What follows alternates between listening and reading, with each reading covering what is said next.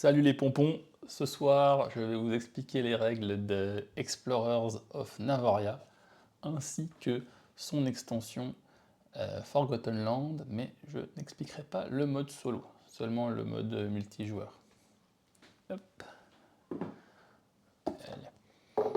Alors Explorers of Navoria, c'est un jeu où on va explorer les contrées de Navoria et on va faire des points de victoire. Là vous avez la piste des points de victoire. La partie se passe en 3 manches qui sont constituées de 4 phases chacune des 3 manches, comme indiqué sur cette tête de jeu. Phase A, B, C et D. On fait ça 3 fois et c'est la fin de la partie. Là, vous avez le plateau central avec la zone de pause qui est là et les cartes qui sont là. Et ici, vous avez chacun un plateau personnel avec votre zone de commerce en haut et donc vos livraisons et vos avant-postes qui sont en bas. Lors de votre tour de jeu, donc on commence par la phase A, la phase recrute. Là, on commence par le premier joueur, qui est celui-là. Ce dernier va piocher dans le grand sac cosmique. Hop, voilà, des pions. Là, il y a 2 bleus, mais on va dire qu'on a eu plutôt voilà, un jaune et un bleu. Avec ça, vous avez le choix, soit le jaune, soit le bleu. Si vous prenez le bleu, vous le mettez là, et vous prenez une des 3 cartes bleues. Et si vous prenez le jaune, vous le mettez là, et vous prenez une des 3 cartes jaunes. Vous n'en prenez qu'un des deux, le deuxième il est placé ici. Donc là, je choisis le jaune, je le mets là-dessus, je prends une des cartes, et on ne remplit pas. On remplit qu'à la fin de la manche. Sur ces cartes, il y a plusieurs effets. Quand on prend une carte, on fait l'effet où il n'y a pas de flèche. Par exemple, là il y a un effet, mais ici il y a C avec une flèche, ça c'est la phase de revenu. Par exemple, si vous prenez cette carte-là, vous faites cet effet, mais pas celui-là. Et dans le cas où vous prenez celle-ci, vous faites tout l'effet qui est ici. Donc j'ai pioché, j'ai posé mon pion, j'ai pris la carte, c'est au tour du joueur suivant. Lui, il a un choix maintenant.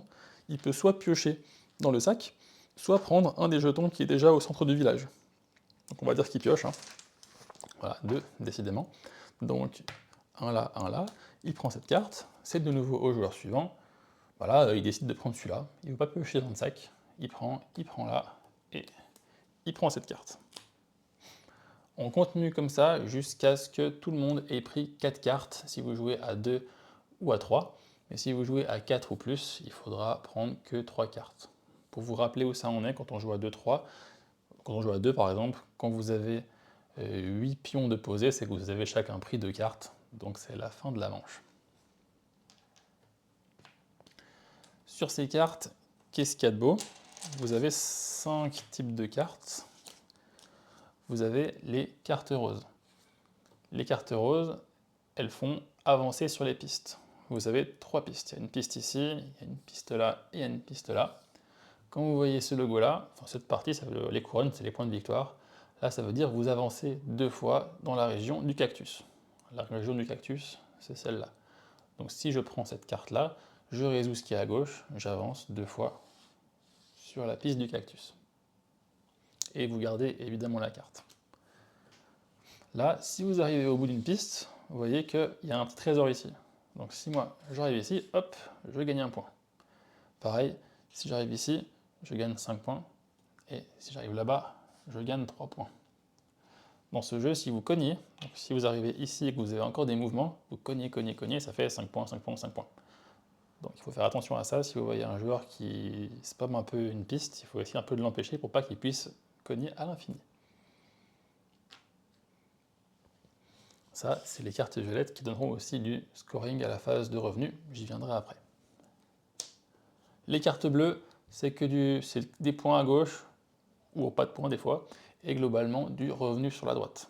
J'y viendrai aussi après. Les rouges, c'est du scoring de fin de partie. Quand vous voyez la petite montre, ça veut dire point à la fin de la partie. Celui-là, il veut dire avant-poste, cactus, 2 points, donc vous avez 2 points par avant-poste dans la zone du cactus.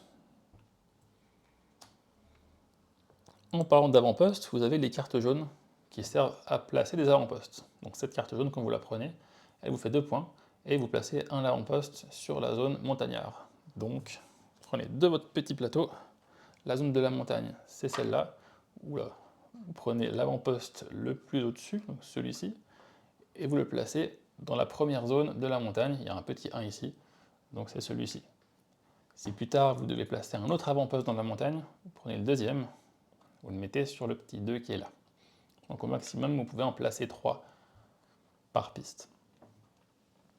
Donc c'est avec les cartes jaunes que vous placez vos avant-postes. Les cartes vertes, elles, c'est des ressources. Donc celle-là, elle me donne 3 pommes par exemple. Donc je prendrai mes 3 pommes.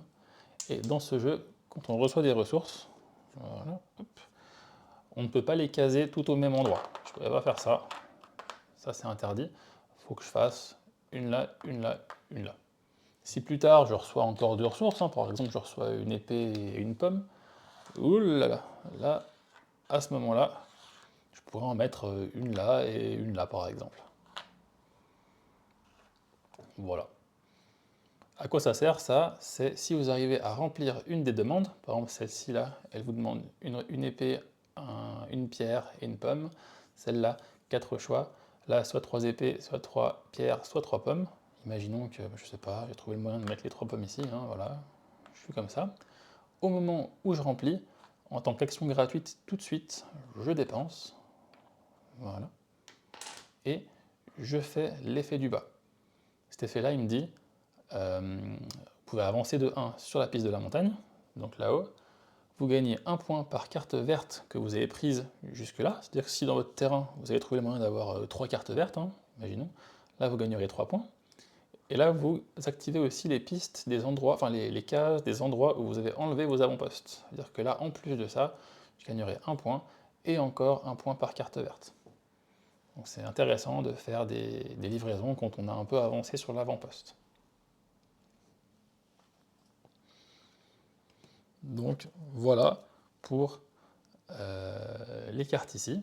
Il faut savoir que chaque carte a un petit peuple en haut, ça c'est les gobelins. Il y a 4 peuples dans le jeu, il y a gobelins, il y a esprit, il y a bête et il y a humain. Sachant que les cartes de fin de partie ont toujours 2 logos.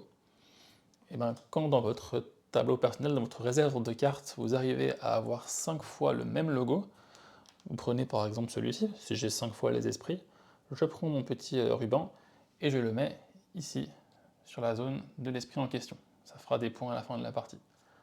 La deuxième personne qui arrive, elle se mettra en deuxième place, donc elle aura moins de points. Ça, on peut aller sur autant qu'on veut, mais on n'en a que 4, donc on peut être que sur 1 à la fois, et c'est assez compliqué d'être sur plus que 2. Ça fait quand même pas mal de points, ça vous donne une petite direction de scoring de fin. Donc ça, c'était la phase 1, c'était la phase de recrutement. Dès que tout le monde a chopé 4 cartes, on passe à la phase 2. La phase 2, donc il y aura des jetons qui seront là-dessus. Quelques-uns. Encore un, voilà, ici. La phase 2, on commence par le dernier joueur, ce coup-ci, et ce dernier va prendre un des jetons qui est là et le placer sur sa zone de pause. Par exemple, si je décide de prendre le rouge, je dois le mettre sur une case rouge, une de ces 3. Celle du haut étant bien sûr mieux. Donc si c'est moi qui vais en premier, j'irai là. Et un autre joueur viendra après et se mettra là ou là. Il ne peut pas venir sur la même case que moi. Si je vais sur du vert, il faut que j'aille sur du vert, ici. Pareil pour le bleu, ici. Là, vous avez des épées et de l'avancée sur les pistes. Là, vous avez globalement des ressources. Ça, c'est pom-pom et la ressource de votre choix. Là, vous avez des points. Là, vous avez des ressources. Et là, il y a un plaçage d'avant-poste. Et là, il y a de l'avancée sur la piste de votre choix aussi. Et là, vous avez des cristaux et des points. Donc, on fait ça jusqu'à ce qu'il n'y ait plus aucun pion disponible. Et ce sera la fin de la phase 2, la phase Gather. Bien, après, la phase des incomes. C'est là que vous regardez où vous êtes sur la piste par rapport à vos autres joueurs, et aussi toutes vos cartes qui ont un petit C avec une flèche. Par exemple, si dans mon inventaire, je sais pas, j'ai ça, et j'ai ça, voilà, j'ai eu ces cartes-là, et bien à cette phase-là, j'active toutes mes cartes avec un C. Ça veut dire que celle-ci, elle me donnerait 1 point par icône gobelin, donc là j'en aurais 2, ça ferait 2 points pour cette carte, et là pareil, même carte, 1 point par icône gobelin, 2, donc ça ferait 4 points pour ça. Ensuite, vous activez aussi vos revenus qui sont sur les cartes violettes et la score par rapport au drapeau que vous avez réussi à passer. Ça veut dire que là, imaginons que mon petit bonhomme, il est là. Hein. C'est-à-dire que lui, il s'est chauffé, il est venu ici. Et lui, il est là. J'ai traversé 1, 2, 3, 4, 5, 6, 7 drapeaux. Donc cette carte me ferait 7 points à chaque revenu. Et si j'ai deux fois la même, hein, par exemple là, j'ai deux fois la même, hein, là ça me ferait 14 points. Parce que c'est 7 et 7. Donc on peut se spécialiser un peu dans le jeu. Une fois qu'on a fait ça, on regarde aussi sur chaque piste qui est le plus avancé. Ça veut dire que, bon, imaginons que là, c'est lui. Ce joueur-là, il chope les 3 points qu'il a, mais comme on n'est que 2, il n'y a pas de deuxième place. Avec 3 joueurs, 4 joueurs. On fait ça pour chaque piste. Ici, lui, il aurait les 3 points, et là, lui, il aurait les 3 points. Une fois que c'est fait, on passe à la phase de retour. La phase de retour, c'est tout simple. Vous prenez vos personnages et vous les remettez au début, ou bien sur l'avant-poste le plus avancé. Ça veut dire que lui, il retourne au début, mais lui, il retourne jusqu'ici, parce qu'il y a un avant-poste. Là, il n'y en a pas, il vient ici. Là, il n'y en a pas, il vient ici. Imaginons que vous auriez un avant-poste qui soit avancé, là, mais que votre personnage, il est derrière, et il avance jusqu'à l'avant-poste, à cette phase-là. Donc on avance ou on recule, mais il faut rejoindre l'avant-poste le plus avancé. Une fois que ça c'est fait, on défausse toutes les cartes restantes, on remplace par 3 de chaque pioche, et on recommence ça 3 fois avant le décompte final. Le décompte final, ça se passe comme ça. Vous regardez toutes vos cartes rouges, vous scorez les points. Vous pouvez très bien avoir deux fois la même carte rouge, il n'y a pas de problème. Par exemple, celle-ci, très énervée. Hein. Vous feriez 2 points par avant-poste dans la montagne, puis 2 points par avant-poste dans la montagne, donc ça fait 4 points par avant-poste dans la montagne. Donc là, j'aurai 8 points, ce qui est pas dégueu. Une fois que c'est fait, on regarde aussi si vous avez réussi à mettre des petits pions. Par exemple, je suis venu là, tiens, le deuxième, il est venu... il est où? Là. Le deuxième, il est venu là, et puis là, c'est lui qui a réussi à se mettre là en premier. Bon, moi, je suis ici. Et là, je compte simplement mes points là-dessus. Par exemple, cette carte, elle dit, pour le joueur vert, 2 points par carte bleue et carte violette dans son inventaire. Donc c'est pas un lot de 2, hein, c'est pas 2 points par lot de cartes violette et bleue, ni l'un ou l'autre, c'est vraiment les deux. Donc vous avez 2 points par carte bleue et 2 points par carte violette. Là c'est un seul point, là c'est pareil, 2 points pour ça. Et là où il n'y a qu'une seule carte, une seule couleur, c'est 3 points pour la carte. Après, vous comparez vos points et vous regardez qui est devant, et c'est le gagnant. Et si jamais il y a une égalité, c'est tout le monde qui gagne. Voilà. Dans le jeu, il y a aussi du coup l'extension que voici. L'extension apporte 2-3 trucs plutôt sympathiques. Elle apporte par exemple une 6e couleur. Donc ces jetons-là, vous les mettez dans le sac aussi, quand vous mettez l'extension, et vous avez une couleur de carte en plus, qui est ici. Ces cartes-là, elles ont 2 couleurs, donc c'est pratique pour les points, et elles ont toujours un effet qui est globalement, un peu de tout, hein. Il y a un peu de tout dessus.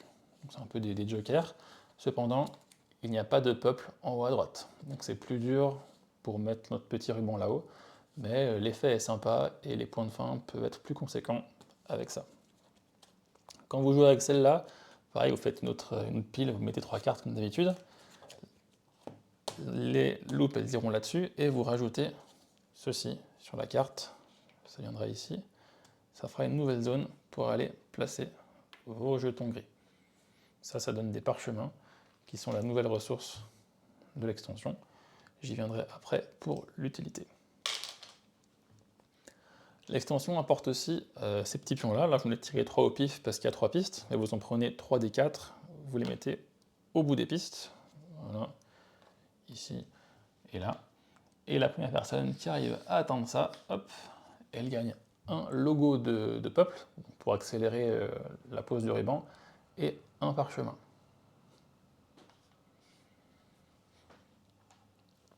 Comme autre chose dans cette extension, vous avez aussi ces tuiles-là. Au début de la partie, vous les mélangez, vous en mettez une là, une là, une là, et ça change les récompenses par rapport à celui qui est premier sur la piste. À la fin de chaque manche, on score donc ça, on les reprend toutes, hop, hop, hop, on les remélange, et on en remet 3. Donc vous allez faire ça 3 fois dans la partie, puisqu'il y a 3 manches. Voilà pour ça. Vous avez aussi des cartes de scoring de manches. Voilà, comme ça. Il y en a 6 différentes dans le jeu. Vous en tirez 3 au pif. Vous les mettez quelque part autour de la table. Et à la fin de la première manche, tous les joueurs vont scorer cette carte-là, la plus à gauche. Celle-là, c'est par rapport au drapeau que vous avez traversé. C'est pas un concours, il n'y a pas de première place ou de deuxième place, c'est juste par rapport à ce que vous avez fait. Une fois que c'est fait, on la tourne. À la fin de la manche 2, on scorera celle-là. Celle-là, c'est par rapport aux couleurs. Si vous avez 4 fois la même couleur de carte, ça fera des points. 5 fois, ça fera des points. Vous la retournez. Puis celle-là, c'est par rapport au ruban que vous avez réussi à mettre là-bas. Et ça fait des points. Et vous avez aussi dans l'extension les patries qui sont là, avec les pouvoirs de patrie. Comment ça se passe? Au début de la partie, vous tirez nombre de joueurs plus 1, donc là on va dire qu'on joue à 2, donc 1, 2, et vas-y, 3. Pareil pour ceux du bas, 1, 2, 1, 3. Et au début de la partie, le premier joueur va choisir une des tuiles, par exemple, je sais pas, celle-là. On va continuer, tous les joueurs vont choisir. Le dernier joueur pourra en choisir 2, donc il prend celle-là par exemple, voilà. Après, on revient dans le sens contraire, et le dernier joueur pourra prendre sa dernière tuile, et il aura son petit combo. Donc comment ça fonctionne? Chaque patrie donne un petit bonus de démarrage, et là, ce sont des pouvoirs qui utilisent les parchemins. Donc par exemple, celle-ci, elle vous dit que si vous dépensez 3 parchemins, vous pouvez faire cette action. Ça joue comme une action gratuite en plus de votre action du tour. Elle est faisable, celle-ci, pendant la phase A ou la phase B. Donc là, c'est avancer sur une piste et avancer sur une piste, n'importe laquelle. Une fois que vous avez fait cette action, vous mettez le jeton dessus pour dire qu'elle est dépensée et elle sera utilisable à nouveau à la prochaine manche. Donc vous pouvez utiliser ça qu'une fois par manche. Si vous en avez 2, celle-ci en a 2, vous pouvez utiliser celle-ci, puis celle-là en payant 2. Vous mettez dessus et ce sera de nouveau utilisable à la manche d'après. Comme petit pouvoir de départ, vous avez des trucs sympas, vous avez là vous commencez avec 3 parchemins par exemple. Ici vous avez 4 icônes de peuple de départ. Ici au début de la partie vous chopez une carte de la bonne couleur, hop, vous la résolvez et elle vient chez vous. Pareil pour orange, un parchemin. Là, ça veut dire que le coffre, quand vous arrivez au bout d'une piste, vous scorez un point de plus chaque fois que vous vous cognez. Et celle-là, elle départage les égalités quand vous êtes sur la piste. Celle-là, les médailles valent plus de points, un point de plus. Et le reste, on a vu. Là, comme pouvoir, on a avancé sur les pistes, celle de votre choix. On a pris une ressource, on a avancé sur une piste et prendre un point. Ça veut dire que lors de la sélection dans le sac, vous tirez un pion de plus, mais vous n'en gardez qu'un. Vous avez juste le choix entre 3 au lieu de 2. Et celle-là, vous pouvez échanger une de vos cartes que vous avez déjà en jeu contre toute une ligne de la même couleur que la carte en question. Mais vous ne la réactivez pas. Par contre, si vous prenez des rouges, ça fera des points et vice-versa. Mais s'il y a des pouvoirs directs, vous ne l'activez pas. Là, c'est des ressources, puis là, on a déjà vu. Donc voilà. Avec cette extension, vous avez aussi des points à la fin de la partie par parchemin qui vous reste. Chaque parchemin qui n'est pas utilisé, ça vous fait un point.